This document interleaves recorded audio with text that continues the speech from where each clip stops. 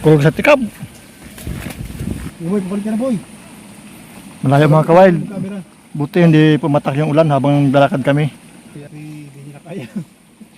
Pamakuha ng Patrick. Ang bigat kawail kasi ito yung matibay na plywood standard na 1/4.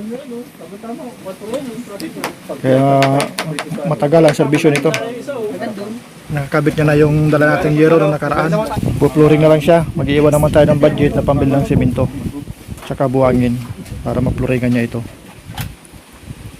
Ayos, konti na lang trabaho niya. Makakalipat na sila dito. Nanguha siya ng mga kahoy na bilugin. Kasi syempre budget ang kailangan. Kaya yan muna ang magagamitin niya. Pero tumatagal ang serbisyo niyan. Ito kasi yung kahoy na hindi basta-basta binubukbuk. Tawag dito sa amin ay balitno. Ito lang sana ang plano niya pandingding. Yung mga lumang kawayan. Kaya maraming salamat po doon sa nag-sponsor na mabigyan siya ng plywood. Napakalaking alwan nun at siyempre mas magandang quality at mas magandang hitsura ng plywood kaysa dito sa kawayan. Mga may damage na nga kasi use na itong kawayan na ito eh. Saka napakalaking trabaho. Saka siyempre kahit anong sinsin ng pagkakagawa niyan, sili pa rin sa labas, sili pa rin sa loob. Di tulad ng plywood, makinis, hindi kita sa loob. Sagana siya dito sa tubig kasi malapit ito sa lugar na may tubig.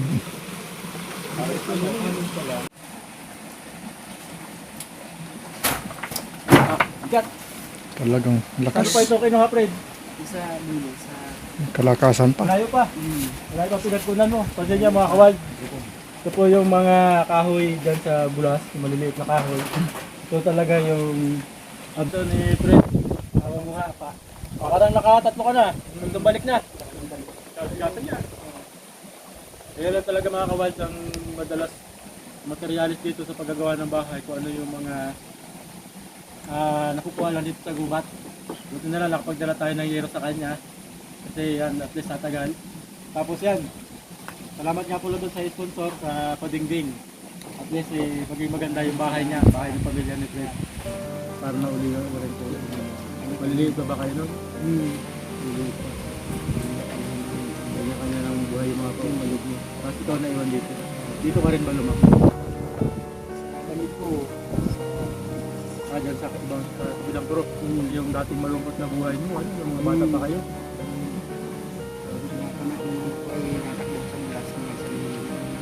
Hindi mo nagtatago.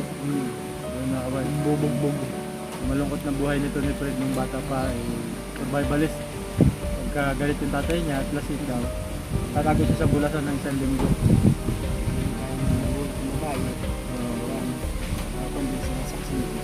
Pati yung nanay mo. Bayabas. Mga bayabas lang. Talagang Linggong kayo sa bundok. Tubo. tubo ng niyog. Tubo na yun. Grabe yan. Kaya mga kawal, yung nakwento niya, yung ilang kapatid niya, hindi nakasurvive. Dahil sa kapatid niya, yung Fred hindi nakasurvive sa paglaki niya.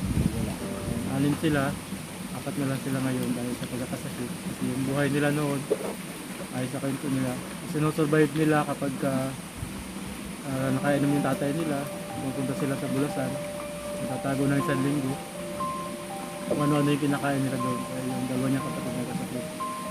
Kaya tapos dumating din panahon, pareho na rin nawala yung magulang nila. Kaya yan si Fred, dito sa lugar na to, dito siya lumaki. Mag-isa na lang siya dito ngayon. Yung tatlo niyang kapatid, nasa iba't ibang lugar. Napakalungkot pala na naging buhay nito ni Fred. Buti na lang, may bago na siyang pamilya. Sigurado naman ako na nakita mo na hindi maganda yung ganong ori ng tatay, ano? Ano na nakita. Ayan. Ayun, so may nagpalaki sa inyo ibang tao. So may ibang tao na nagpalaki sa kanya, kaya nakasurvive silang apat. Maraming salamat nga pala kay sa Queen and Joss Demolition Corporation. Ayan, hindi lang sila demolition team. Nag-sponsor din sila sa mga gumagawa ng bahay kagaya ni Fred na gumagawa ng bahay. Maraming salamat sa team ni Sir napakalaking tulong yan. Nagbumili po tayo ng plywood na Richmond. Magandang uri po yan ng plywood para idingding. At yung natira mga kawild, 1,000. Sabi ni Fred semento. Simento niya. Ayan. Fred, bali 1,000 yung natira. Bali 5,000 yan. Yung pako saka yung plywood, 4,000. Kasi ang isa niyang plywood yan ay 470. Kaya maganda, matibay na plywood po yan. Para at least kahit hindi siya mapinturahan, hindi siya agad mabulok. Pero mas maganda may pintura. Maraming salamat po dun sa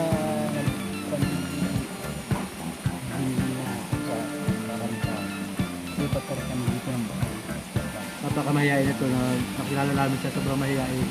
At sobrang hina ng boses niya. Siguro dahil nga yung naging trauma niya ng bata pa siya. At ito sa ibang tao, di siya basta-basta kumaharap. Kaya nga, totoo mga kalbi, napansin niyo yung dad, papunta dito sa kanila, napakahirap. Ito gusto mabuhay ni Fred na simple. Tama yun. Kaya yun nga pala, maraming salamat sa Team Demolition dahil napakabuti po ninyo. Salamat po.